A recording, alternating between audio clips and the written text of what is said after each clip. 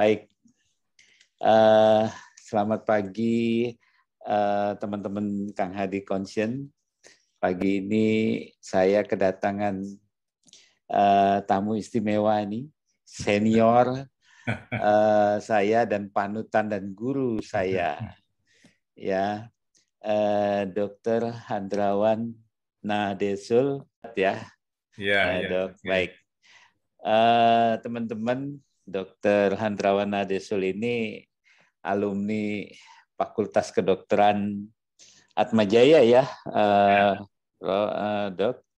Nah, beliau ini jauh angkatannya dengan saya, sangat beda. Beliau sudah memasuki, saya baru lahir.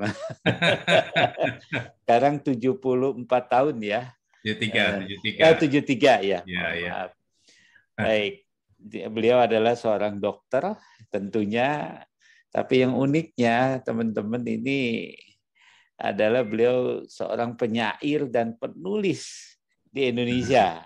Makanya saya melihat ada penghargaan di tahun 2000, ya, kalau nggak salah, penghargaan dari Menkes Republik Indonesia, Dr. Ahmad Suyudi, sebagai penulis surat kabar peduli kesehatan yang sangat aktif, ya. Nah, karya puisinya juga banyak ini ditulis di tahun 67 sampai 2004.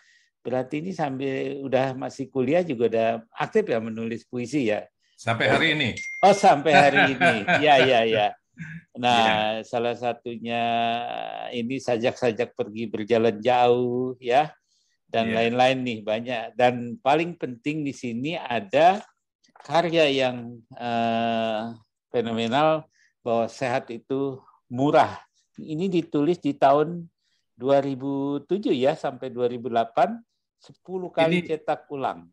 Ini buku panduan untuk memberikan seminar. Jadi saya sejak pensiun 15 tahun lalu, saya berbagi keliling Nusantara seminar dengan topik sehat itu murah. Sesuai dengan buku ini, ya sudah cetak 12 kali cetak. Iya, betul. Itu aja. Iya. Zamannya dokter ini pegawai negeri, ya, langsung diangkat. Diwajibkan, ya, waktu itu sebelum diganti dengan program pegawai tidak tetap. Pernah bertugas di Dinas Kesehatan Kota Bogor. Halo Bogor, ini Dokter Handrawannya, ya. Dan juga di Departemen Penerangan Republik Indonesia Pusat, ya. Sampai tahun 2008, ya. Sebelumnya di Kanwil. Di Kanwil, ya. DKI Jakarta. Betul. Dari Bogor ke Kanwil, dari Kanwil ke Penerangan. Oh ya, ini dulu Depkom Info, ya. Depkom Info, ya. Penerangan, sebetulnya saya waktu masuk penerangan, zaman Pak Harmoko. Pak Harmoko, ya. Penerangan masih. Iya, baik. Jadi ini udah banyak berkeliling untuk mempromosikan bukunya. Baik. Itu sekilas mungkin kita mengenal dengan Dr. Handrawan Nadesul, dan istri beliau adalah dosen saya, Dr. Belinda, ya. Salam hormat dengan guru saya. Ya, baik, Dr. Handrawan, ini tulisan saya membaca dari WA. Ini ternyata sudah ditulis di Kompas 7 April 2018.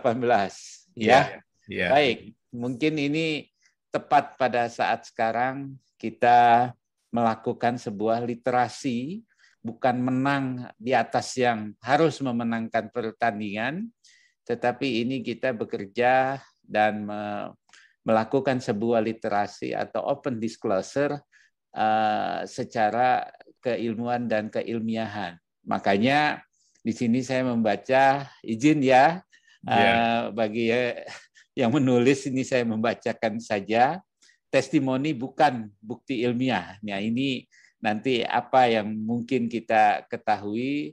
Nah, ini saya membaca singkat dahulu ini sebelum nanti saya bacakan kembali. Kebanyakan promosi terapi non-medis, terapi dan healing alternatif itu memanfaatkan testimoni.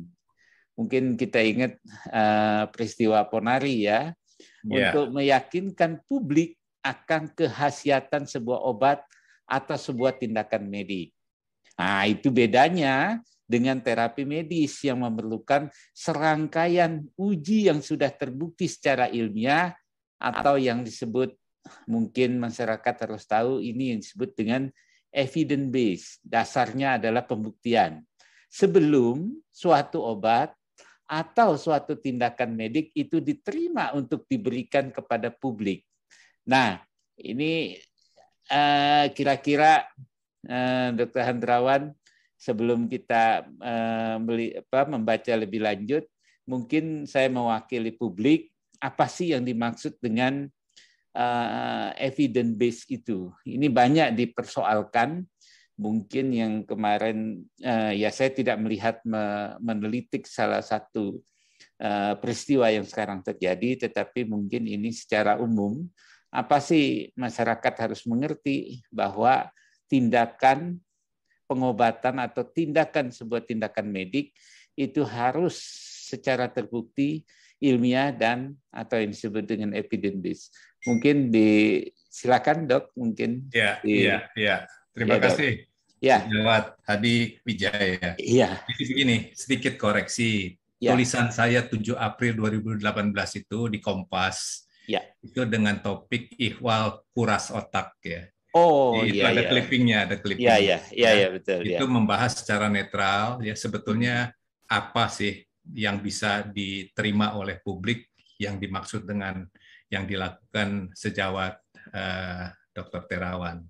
Ya. Jadi saya secara netral saja mengatakan bahwa sebetulnya cara ini ya, cara DSA ya sudah dikenal dari tahun 30-an ya.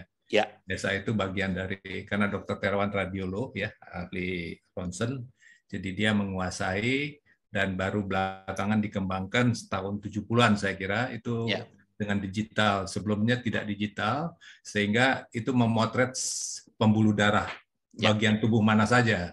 Ya, untuk Dr. Terawan barangkali pembuluh darah otak untuk melihat kondisinya seperti apa, ada sumbatan dan sebagainya, ada kelainan, malformasi dan sebagainya, tapi juga bisa untuk ginjal dan organ lainnya. Nah, yang saya tulis di Kompas itu adalah seperti itu, bahwa kejadian stroke terjadi sumbatan.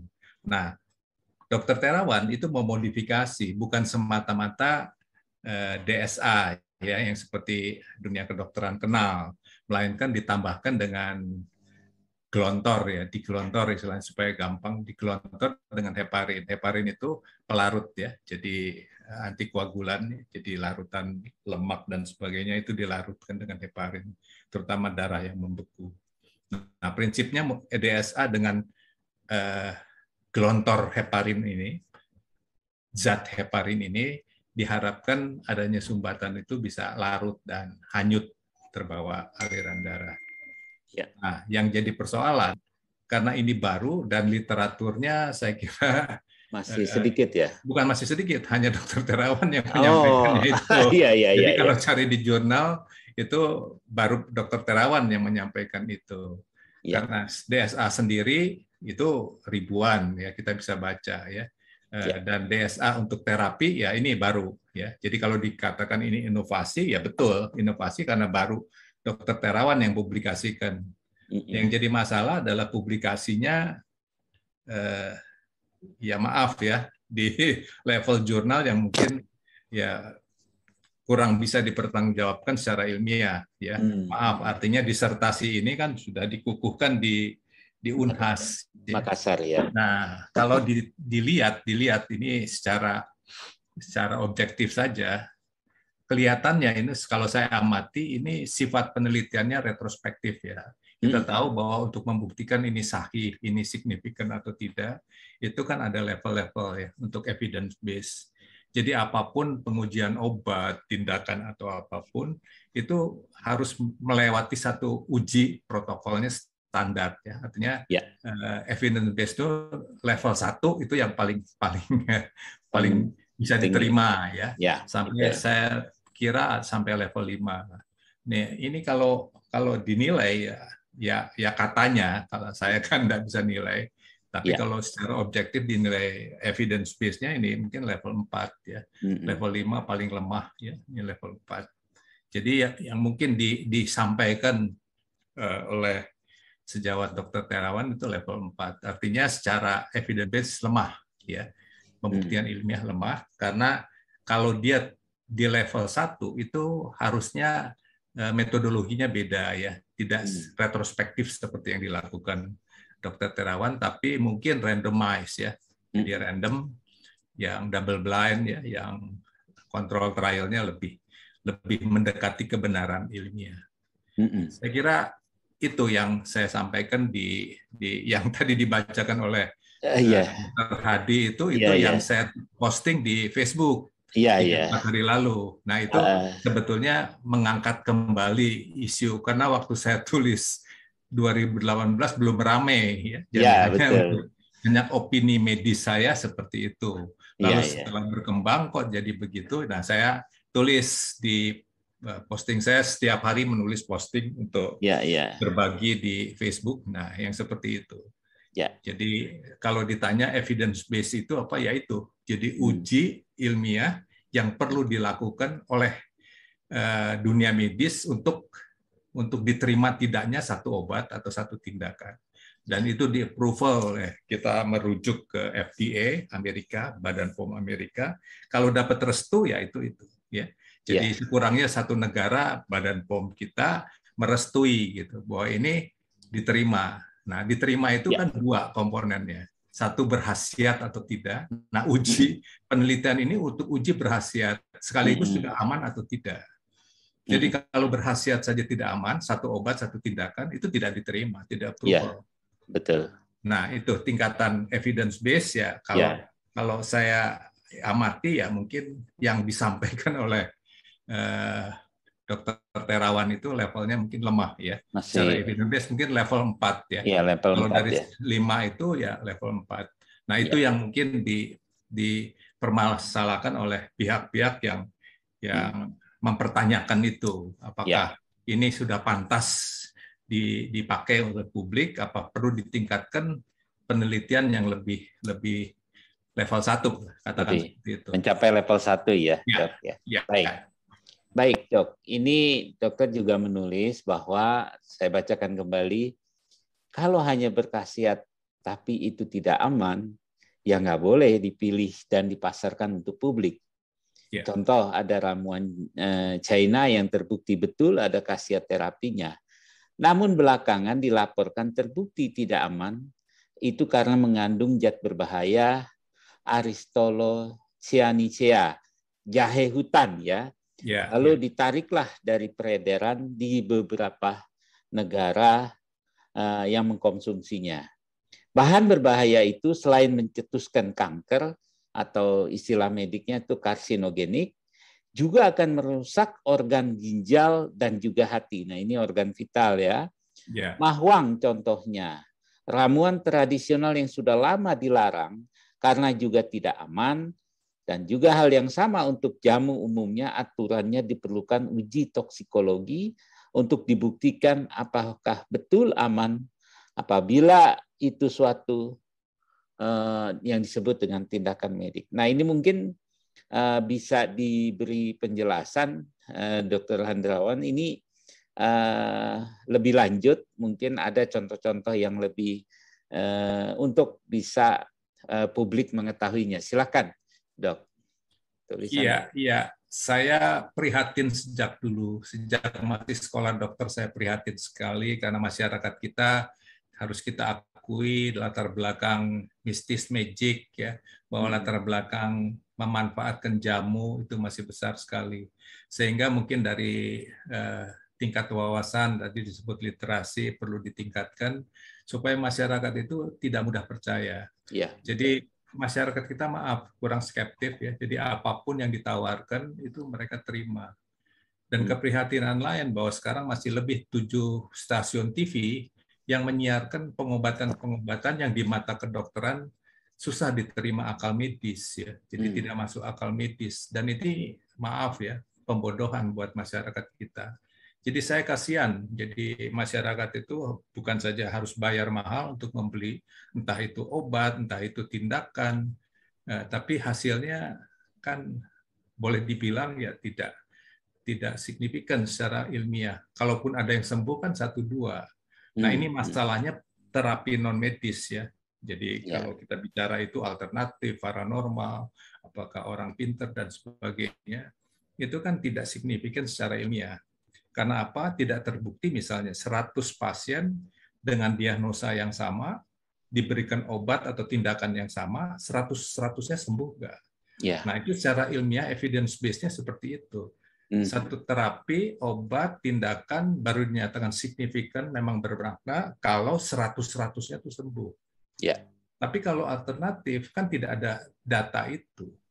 Kalau tidak ada pengujian ya, Dok ya. Kalaupun 100 pasien dengan diagnosa sama diberikan cara terapi alternatif yang sama, 100-100 sembuh, ya itu baru signifikan.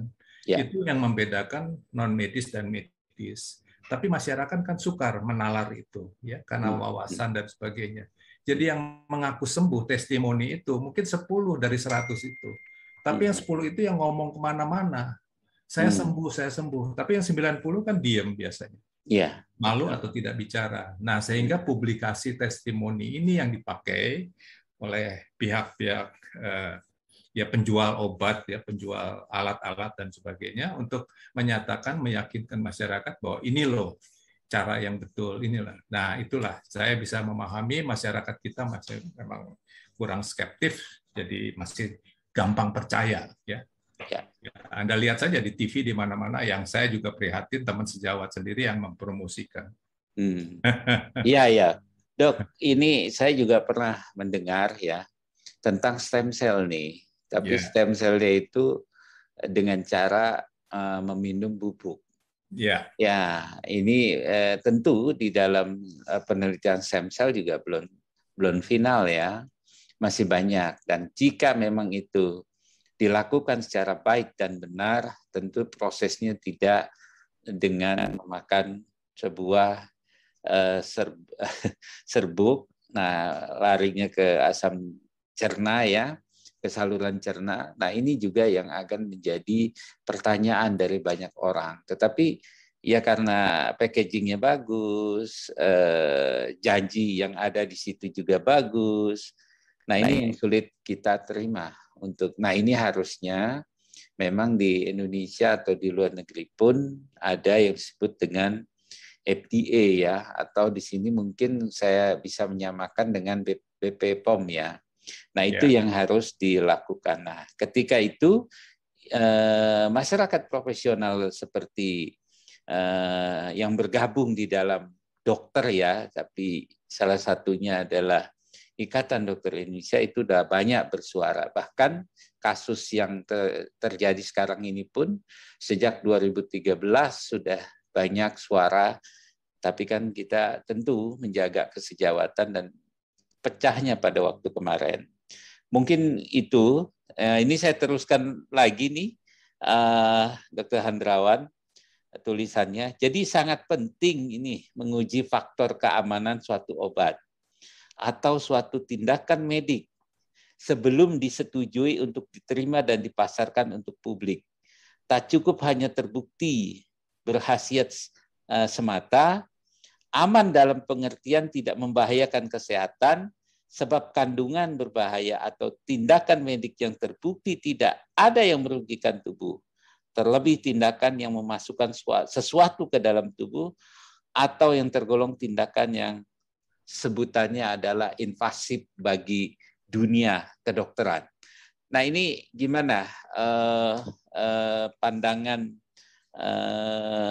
tentunya publik ini ingin sekali mendapat penjelasan yang gamblang ini, yang bisa diterima, dan terkadang wah itu bahasanya kedokteran jelimet, yang penting saya ini serasa sehat. Nah, ini yang tadi dikatakan ada pasien 10 yang sembuh, 90 yang tidak mengalami sembuh, tentu itu yang 10 yang bersuara, dan itu seolah-olah ini diam juga memelihara testimoni tersebut, dan itu tidak ada yang membantah dari si sang peneliti tersebut. Bagaimana, Dok? Ya. Jadi sekali lagi bahwa obat itu diterima dunia internasional ya kalau sudah approval ya, artinya betul-betul khasiatnya signifikan, betul menyembuhkan ya. Efek sampingnya juga masih diterima, tidak ada uji toksikologinya aman. Nah, ini yang sisi samping ini yang obat-obat entah herbal, entah jamu, entah ramuan yang tidak diindahkan. Artinya pokoknya berkhasiat. Ya. Untuk ekstrimnya kasus begini, saya berikan seminar untuk beberapa kalangan pejabat. Nah, ketika saya sampaikan hati-hati Pak, jangan minum ramuan herbal sembarangan. Karena walaupun dari alam, itu kan ada zat-zat yang tidak berguna dan zat-zat yang mungkin berbahaya untuk tubuh, walaupun dari alam. Kita tahu ada jamur beracun, ada ikan beracun, itu yang harus diperhatikan.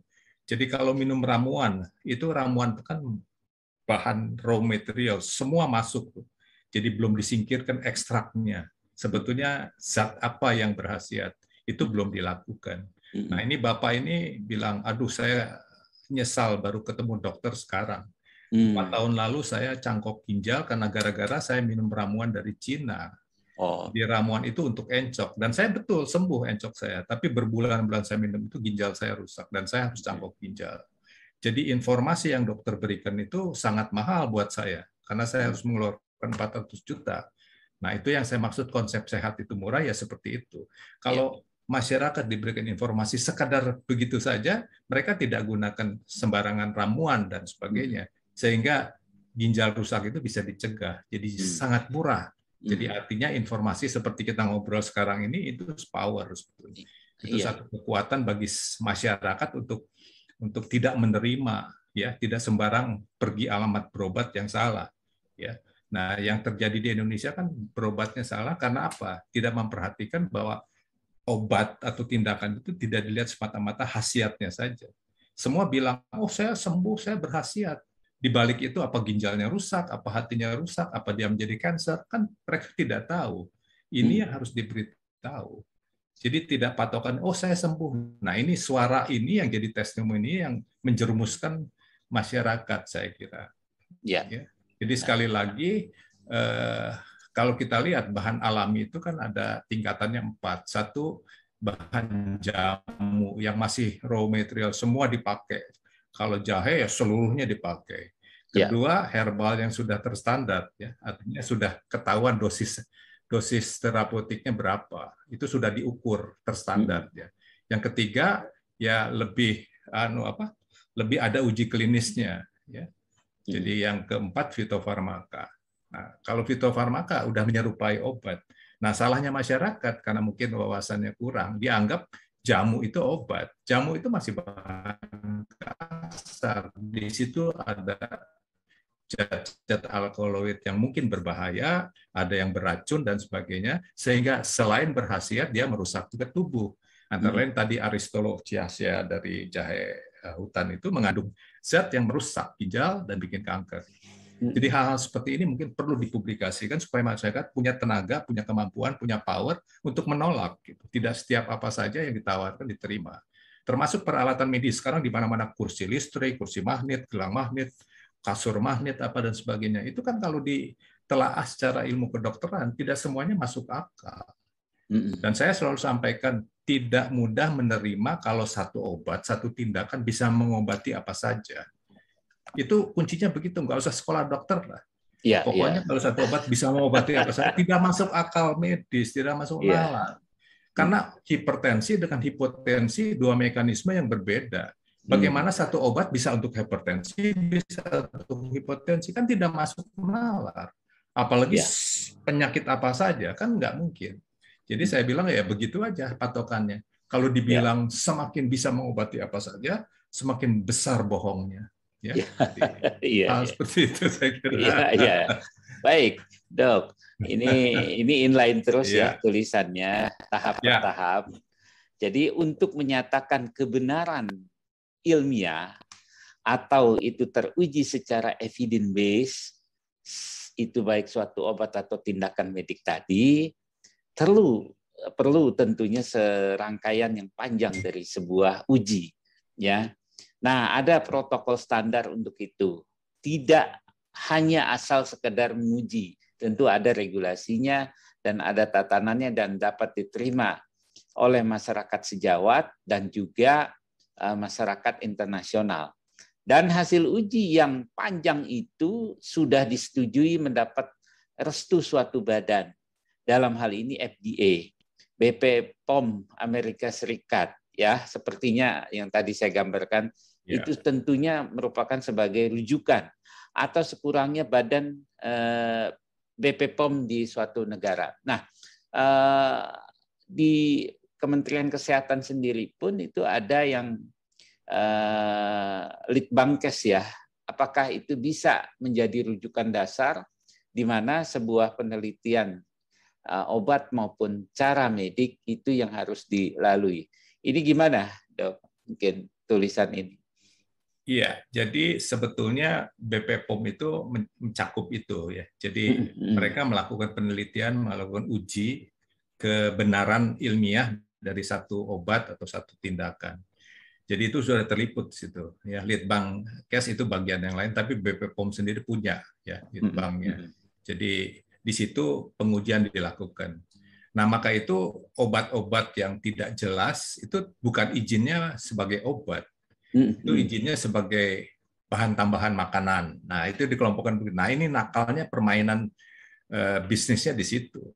Jadi dia sebetulnya zat berkhasiat tertentu, tapi dikelompokkan bukan obat. Sehingga BPOM mungkin tidak bisa disalahkan kalau ternyata ini tidak benar. Karena ini kan makanan dianggapnya. Kalau memang obat mengaku bahwa ini menyembuhkan, artinya kan obat. Tapi kalau dia cuma menyehatkan, ya, menambah tingkat kesehatan masyarakat, itu sih nggak masalah. Tapi kan biasanya itu kan jualan artinya kan. Jadi sekali lagi ya kita belajar ya, untuk lebih skeptis lah, nggak cepat percaya dalam hal evidence base-nya itu tentu BPOM dan semua di negara-negara POM-nya itu akan bicara seperti itu, standar sekali. Diterima atau tidak diterima standar sekali. Jadi evidence base yang tadi di awal saya sampaikan ya tingkat 1 yang mestinya untuk merestui satu obat, satu tindakan bisa diterima untuk dipakai, dimanfaatkan oleh masyarakat. Jadi kalau levelnya masih level 4-5 lemah sekali. Ya.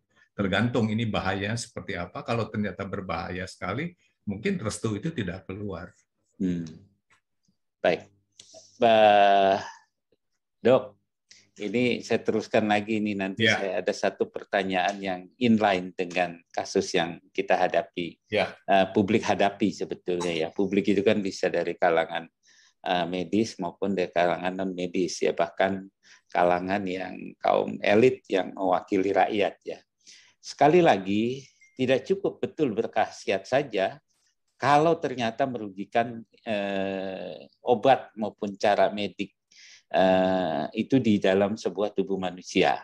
Nah, di dalam uji ilmiah makin banyak data statistik uji diperoleh. Makin meta-analisis metodologi, makin besar cakupan random samplingnya, makin sahih teruji keilmiahannya. Sedang testimoni lemah saja nilai ilmiahnya. Dok, ini diklaim sampai 40.000 pasien yang sudah itu ada datanya di dalam hal sejawat kita. Nah, ini banyak pertanyaan, apakah itu tidak cukup untuk membuktikan hal itu? Nah, ini yang harusnya bagaimana kita menjelaskan kepada masyarakat. Karena di kalangan para, mohon maaf ya, saya hanya membacakan saja, tidak menyebutkan nama, ya ada yang menyetujui bahwa memang akar permasalahannya itu memang faktor iri dari hati ke hati itu sumber konfliknya. Bahwa akar permasalahan yang ada karena jealous profesional, akhirnya terjadi perseteruan, bisa berakhir di proses tentu bagian hukum ya yang saya tekuni. Nah, ini jangan sampai terjadi demikian. Mohon izin, Dok, bukan hanya teman sejawat yang sedang teruji permasalahannya, baik itu publik, padahal di MKEK itu sudah putus bahwa ada sesuatu penilaian etik yang tidak bisa dilihat di dalam sebuah regulasi yang namanya disiplin maupun hukum. Ya kan? Nah, ini kan etik ini memang betul-betul cakupannya sangat luas. Nah, bagaimana ini Dr. Hendrawan, mungkin dengan perbincangan pagi hari ini kita bisa memberikan ya bukan penyelesaiannya, tetapi jalan keluar. Mari kita lakukan hal ini. Kalau namanya keputusan, tentu masyarakat kan melihatnya baru kemarin di tanggal 25 Maret, kalau nggak salah ya, saya lupa. Jadi itulah yang terjadi sehingga ramai. Kalaupun itu tidak pada tahun 2018 pun, teman sejawat ini sudah dilakukan, diminta yang tadi, kalau berkhasiat saja tidak cukup, tapi harus teruji secara ilmiah. Bagaimana tanggapan Dr. Hendrawan ini? Ya, ini sudah campur baur ya, antara emosi, antara ada rasa dengki, iri, ya. Jadi opininya jadi macam-macam di luar yang sebetulnya objektif ilmiah ya. Ya, betul. Jadi saya melihat ini karena saya kira misinformasi saja.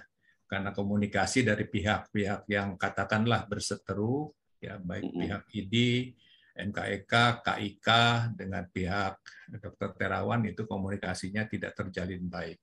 Sehingga masing-masing punya praduga, masing-masing punya pikiran yang menjauhkan penyelesaian. Karena itu maka saya dengar belakangan sih harus dipertemukan antara pihak Dr. Terawan dengan pihak yang berkepentingan, ya tentu Departemen Kesehatan dan pihak ID, khususnya KIK dan MKIK. Ya. Nah, karena ini pihak-pihak yang berkepentingan untuk menilai, memutuskan. Nah, kalau kita lihat keputusan itu, ya saya kira sih lebih emosional ya. Karena memang kalau dilihat secara organisasi, yang berhak itu memutuskan kan pemerintah, ya, izin bukan pemerintah. Jadi agak berlebihan kalau pihak ID yang mengambil keputusan untuk pemberhentian, apalagi secara permanen. Saya kira ini tidak sehat, ya, tidak sehat pasti. Nah, kedua, kenapa terjadi misinformasi? Karena memang ya saya tidak bisa mendudukan siapa benar salah, tapi kenyataannya konon sudah berlangsung lama sekali pihak Dr. Terawan dan pihak ID ini nggak ada komunikasi yang baik, ya. Katanya kalau datang tidak di undangan tidak dipenuhi dan sebagainya. Ya ini ya semakin lama semakin mengganggu. Artinya yang mengundang merasa tersinggung, jadi emosi dan sebagainya. Tapi secara objektif bahwa saya melihat kalau benar yang dilakukan oleh Dr. Terawan itu sesungguhnya di mata evidence base secara objektif internasional protokolnya jelas ya. Jadi harusnya metodologinya kan mungkin tidak seperti itu. Ya, tidak bisa dikatakan cukup samplingnya 40.000, tapi kalau metodologinya retrospektif saya kira lemah ya. Jadi harusnya metodologi yang dipilih itu adalah randomized. Jadi ada double blind malah ya, double blind randomized trial apa maksudnya? Ya, control trial artinya. Ya, control trial. Double blind randomized control trial. Jadi tidak semata-mata yang berhasil. Nah, di balik itu ada apa kan tidak terungkap. Ya kita tidak tahu apa sampai ada korban meninggal misalnya, atau yang kasusnya tidak sembuh, ya itu kan tidak tertangkap dalam uji metodologi yang mungkin sudah dilakukan. Nah, hal-hal seperti ini barangkali. Nah, kalau memang seperti itu kenyataannya, ya tinggal diangkat saja. Coba penelitian lebih lanjut ditingkatkan sehingga levelnya level yang lebih mendekati kebenaran ilmiah. Evidence base-nya mungkin level 1 seperti itu. Jadi masing-masing pihak puas ya. Jadi ini sekarang berkembangnya kan kemana-mana. Pemerintah ikut campur dan sebagainya, yang pihak-pihak yang tidak sepenuhnya paham. Sebetulnya kebenaran ilmiah itu seperti apa. Nah, kalangan pejabat yang merasa sembuh begitu, ya menyatakan, pokoknya sembuh ya. Kan di balik itu tidak bisa. Malu kita sama dunia internasional kalau testimoni sembuh saja itu dijadikan patokan bahwa itu bisa diterima secara evidence based. Itu makanya topik saya testimoni ya bukan bukti ilmiah ya. Betul. Karena memang nggak bisa dipakai itu karena lemah sekali. Testimoni seberapapun hebatnya itu lemah. Ya. Jadi saya ingin mengatakan bahwa masing-masing pihak tidak terpenuhi lah komunikasinya, ada miskomunikasi. Kalau ini dikomunikasikan saya rasa jelas karena orang-orang pandai semua yang pakai orang-orang pandai. Tapi karena terjadi miss sehingga muncul emosi dan sebagainya. Saya kira itu, Dr. Hadi. Dr. Hendrawan, ini saya sudah hampir 40 menit lebih ya biasanya. Nah, ini ada paragraf terakhir. Jadi ini saya bacakan kembali. Sebaliknya di mata awam, testimoni kesembuhan itu dianggap sudah ilmiah. Padahal baru sebatas terbukti hanya berkhasiat. Sedangkan unsur amannya itu tidak ada.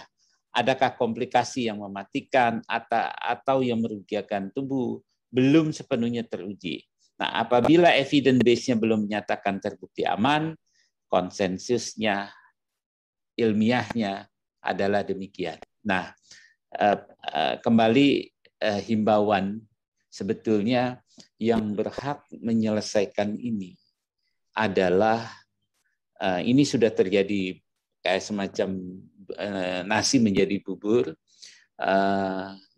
kalau mungkin harapan daripada masyarakat ilmiah, ya pemerintah sebagai promotor untuk menyelesaikan ini dengan secara ilmiah, memanggil yang bersangkutan sejawat bersama dengan para pakar-pakar, yuk kita uji kembali, kita dukung.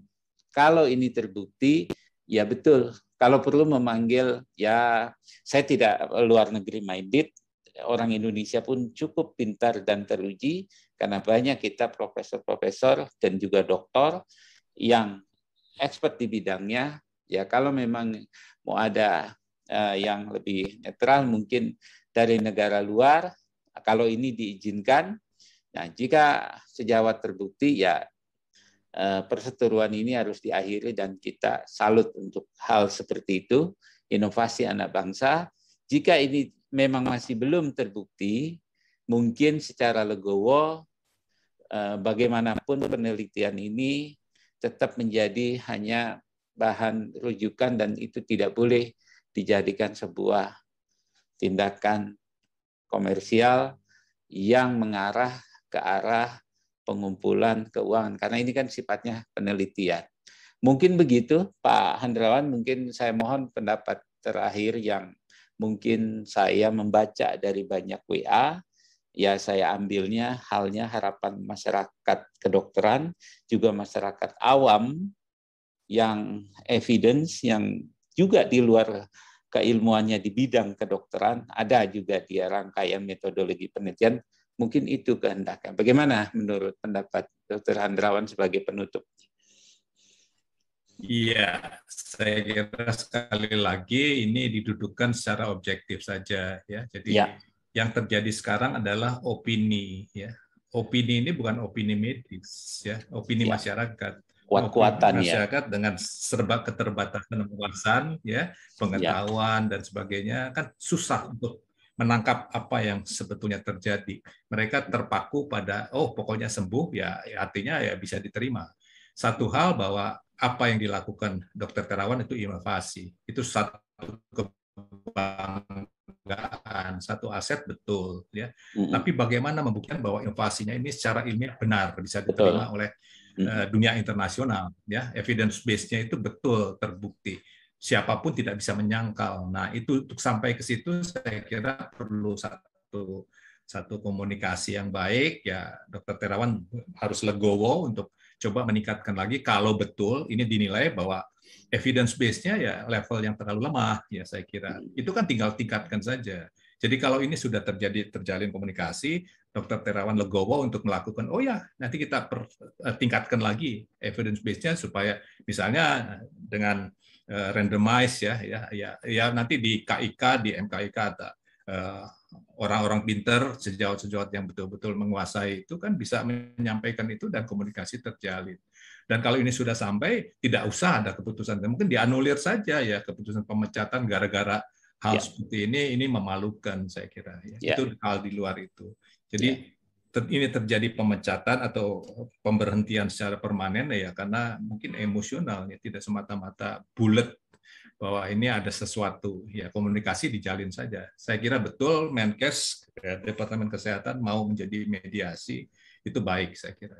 Karena pemerintah berkepentingan dan masyarakat juga berkepentingan, dan ini sekaligus pembelajaran bagi masyarakat bahwa tidak serta-merta bahkan yang dunia medis sudah lakukan pun itu terbilang yang bisa diterima secara evidence base, apalagi yang tidak ada sama sekali. Saya kira itu, Dr. Hadi. Dr. Hendrawan. Nah, ini pada satu kesimpulan bahwa mari sama-sama sejawat Pak Terawan juga harus muncul ke permukaan bahwa ada banyak teman sejawat lain yang siap untuk membantu, membuktikan secara keilmiahan, bukan dukung-mendukung, dan juga kepada, saya lihat kemarin DPR, Pak Menkumham juga emosi juga, bahwa ini harus dirubah, kebijakan yang tidak boleh. Itu saya agak sedikit juga menganjurkan janganlah kita emosional.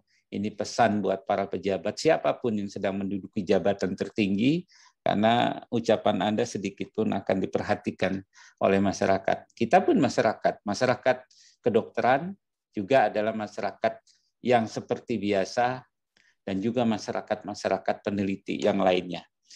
Dr. Hendrawan, waktu yang hampir 45 menit lebih, hampir mendekati 1 jam, ini adalah sebuah waktu yang sangat berharga buat bukan hanya buat saya, buat Dr. Hendrawan yang waktunya sangat sibuk, dan juga buat masyarakat semuanya, buat teman-teman dokter. Mudah-mudahan perbincangan pagi kita ini di Kang Hadi Conscience ini dapat menjadi sebuah titik rujukan yang cooling down. Mari kita memulai langkah dari nol kembali. Apa yang terjadi kita akan selesaikan secara karena apa? Uji ilmiah ini bukan uji pengadilan. Karena apa? Karena memang membutuhkan rangkaian penelitian dan resources yang sungguh panjang, dan pemerintah inilah bertanggung jawab, dan sebaiknya DPR juga bertanggung jawab untuk menganggarkan sebuah uji coba ini. Kalau bukan hanya dengan testimoni. Baik, mungkin di akhir tulisan Dr. Hendrawan Nadesul ini ada salam yang sangat menyentuh, yaitu salam terbukti ilmiah. Ini mohon Dok penjelasannya sedikit aja, ini kenapa harus menuliskan salam terbukti ilmiah. Apa betul ya Dok menuliskan salam terbukti ilmiah? Iya. Ya mohon penjelasannya supaya ini untuk masyarakat kedokteran juga nih teman-teman sejawat. Silakan Dok. Ya, bagi masyarakat tentu perlu tahu apapun yang mereka terima, apapun yang mereka menjadi alamat untuk berobat itu harus dipastikan terbukti ilmiah. Ya. Jadi terbukti ilmiah itu ada standar protokol internasional kita tahu. Begitu juga untuk teman-teman sejawat ya, untuk memberikan apapun ya harus orientasinya ya terbukti ilmiah. Jangan juga terpengaruh oleh yang belum terbukti ilmiah tapi menawarkan jasa pelayanan kedokteran apalagi untuk terapi mengatakan ini ilmiah ya. Ini susahnya ya. Jadi susahnya sekarang karena berseliweran informasi yang tidak benar ya tentang pengobatan, tentang penyembuhan dan sebagainya. Jadi saya berulang prihatin karena memang fakta yang kita hadapi baik kalangan dokter maupun masyarakat adalah hal-hal yang sebetulnya tidak benar tapi masyarakat mempercayainya. Ya, seperti itu. Ya, baik. Dr. Hendrawan Nadesul, senior saya, dan juga guru saya, dan juga mungkin ya secara nggak langsung dokter itu memang guru, inilah adalah guru buat masyarakat semua, karena beliau mengajarkan sehat itu murah. Tetapi ini juga ilmiah itu sebetulnya murah kalau dilakukan sesuatu yang benar, ongkosnya tidak mahal. Dokter Handrawan, ini saya boleh ya membacakan sedikit untuk quote-nya, bahwa ini saya juga mengutip ya, mungkin nanti Dokter Handrawan bisa membacakan juga quote tentang kebenaran atau apa, atau pesan ilmiahnya. Nah, ini saya bacakan gini, bahwa sahabat paling baik dari suatu kebenaran adalah waktu. Musuhnya itu yang paling besar adalah prasangka atau syahwasangka. Dan pengiringnya yang paling setia tentunya adalah kerendahan hati. Nah, sekarang giliran saya ingin mendengar dari Dr. Handrawan Nadisul, tentu puisi atau apa, silakan untuk kita semua sebelum kita tutup pertemuan ini. Silakan, Dok. Ya, quote itu ya menyentuh ya, artinya ya ada benarnya seperti itu. Tapi kita tentu saja orientasi kebenaran duniawi itu tidak sejati kebenaran ilahi ya. Betul. Jadi kebenaran yang paling ilahi itu yang paling benar adalah ilahi mutlak gitu. Ya. Nah, dunia kedokteran sendiri yang secara ilmiah sudah dibuktikan, kan kita tahu obat-obat tindakan yang dulu dianggap benar belakangan kedapatan menjadi tidak benar. Jadi seperti memang Perkins, tongkat Perkins ya. Iya, seperti itu. Jadi tidak eksak ya, tidak mutlak ya. Jadi itu pun masih ada kelemahan. Setelah 10 tahun waktu Anda sampaikan, waktu itu akan mengubah. Ternyata kebenaran itu ternyata tidak benar. Ya, saya kira ya dunia evidence based itu menuju kebenaran yang paling mendekati kebenaran. Tapi itu juga bisa berubah seiring dengan berjalannya waktu. Ya begitulah kehidupan. Ya. Nah, ini pesan daripada guru kita ya. Guru juga guru masyarakat tentunya yang paling banyak dikenal ya. Bahwa beliau ini senior saya bangga sekali dengan banyak mengikuti ya buku-buku beliau juga, dan juga tulisan-tulisan yang sangat menyentuh hati kita semua. Baik. Boleh saya titip pesan barangkali ya? Silakan, Dr. Handrawan. Saya setelah pensiun 15 tahun, saya diundang keliling Indonesia, ya hampir banyak kota. Saya ingin berbagi untuk pihak-pihak yang berkenan untuk mengundang saya, ya bicara ngobrol tentang hidup sehat, terutama sehat itu murah. Monggo, silahkan. Selama ini saya diundang oleh perusahaan, ya perusahaan-perusahaan besar, ya BCA, Astra dan sebagainya. Tapi paguyuban atau apapun, ya tinggal kita lakukan kumpul-kumpul ngobrol hidup sehat. Di kota manapun silakan undang saya. Karena selama ini saya tetap melakukan itu lewat Zoom. Tapi kalau Zoom itu saya kurang merasa interaktifnya. Kurang. Soalnya saya ngobrol sendiri, saya nggak terbiasa gitu. Kan ada interaksi langsung ya, ketemu ya, daring, luring ya. Luring ya, monggo silakan. Baik. Berkenan, monggo silakan hubungi saya. Dan bagi mereka yang concern terhadap masalah kesehatan, setiap hari saya posting tips-tips kesehatan di Facebook saya. Silakan bergabung. Namanya sama ya? Sama, Handrawan. Cuma salah tulis Handrawan. Yang lain keluarnya pemain badminton itu. Jadi H ya, Handrawan ya. Ya, pakai A. Pakai A. IG juga ada ya, Dok. Oke. Baik, teman-teman, sudah lengkap, namun memang belum terpuaskan kita ngobrol dengan Dr. Handrawan Nadisul ini. Orang yang rajin menulis dan mengungkapkan sesuatu, dan tidak mudah. Kalau saya hanya pintar bicara aja, tapi tidak pandai untuk menulis. Tetapi betul-betul hari ini saya mendapat kesempatan yang sangat berharga dari Tuhan Yang Maha Kuasa, bisa membaca langsung, walaupun memang beliau katakan kalau mau kita ketemu langsung melalui luring ya. Kalau daring begini kayaknya agak susah interaksinya. Tapi tidak mengurangi makna podcast melalui Zoom ini untuk meliterasi masyarakat di mana saja, masyarakat ilmiah, masyarakat umum, ya, masyarakat sejawat kita. Terima kasih Dr. Hendrawan dengan sangat sama-sama. Tidak terhingga, dan semoga kita sehat semua. Tuhan memberkati. Amin. Terima kasih. Amin. Terima kasih. Ya, saya stop ya. Ya. Oke.